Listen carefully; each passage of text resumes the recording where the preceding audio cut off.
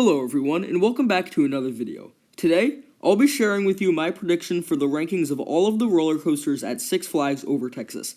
This is the final park on the trip, and it's one that I'm definitely looking forward to. While I'm slightly more excited for Six Flags Fiesta Texas, I still think that Six Flags Over Texas looks awesome, and that's partly because of their lineup of 13 roller coasters. Without further ado, let's get into the list. At the number 13 spot, we have La Vibora, the park's Intamin bobsled coaster. This ride is definitely one that I am not looking forward to at all. The completely unpadded seats with the jerky and rough looking bobsled coaster looks flat out terrible. I just can't see myself enjoying this, especially with my hate of shaky rides with unpadded trains. But hey, there's always a chance that I'll enjoy it. At the number 12 spot, we have Wile E. Coyote's Grand Canyon Blaster, the park's Chance Rides Big Dipper coaster.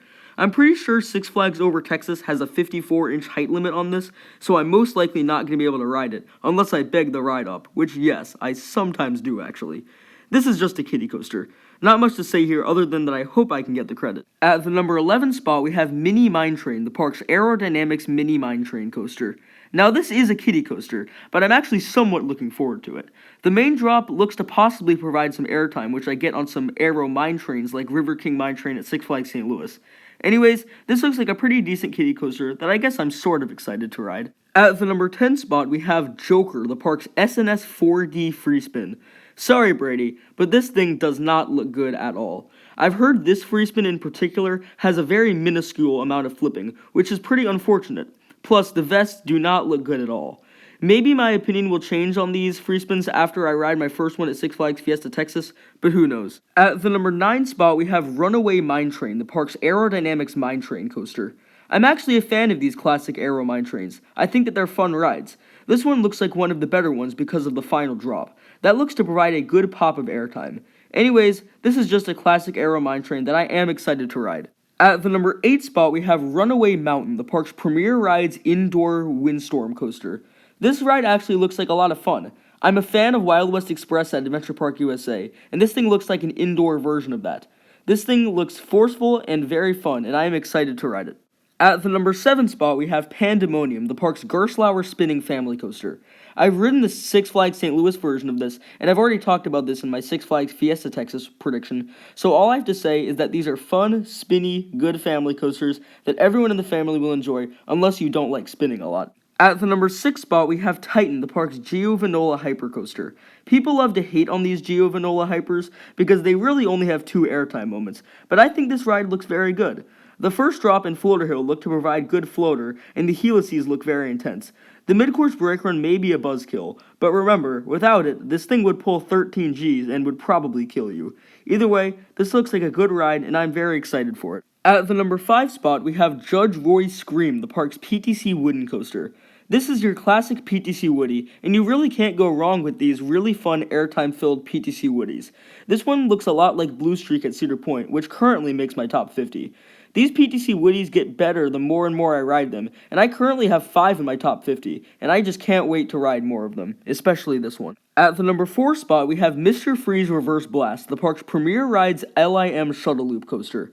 I've ridden the Six Flags St. Louis version of this, and it currently makes my top 50. It's a really forceful, very good ride.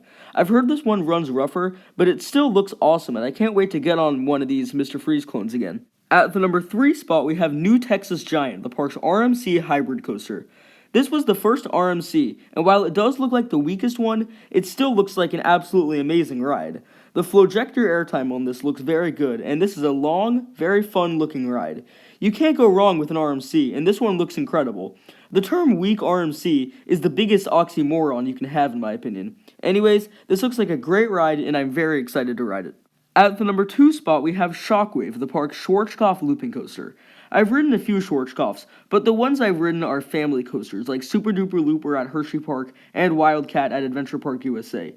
They're fine rides, but they're nowhere near amazing. This ride, on the other hand, looks incredible, and it looks like the best Schwarzkopf out there. The double vertical loops look very good and intense, but the airtime in the second half looks absolutely incredible. I can't wait to ride this amazing looking old school intense Schwarzkopf looper. And finally, at the number 1 spot, we have Batman the Ride, the park's B&M Invert. This is going to be a shocker to you, unless you understand my type of rides. Batman the Ride at Six Flags Over Georgia and Six Flags St. Louis are easily in my top 15, and I love the absolute bejeebus out of them. They are so intense to the point where they actually drain me.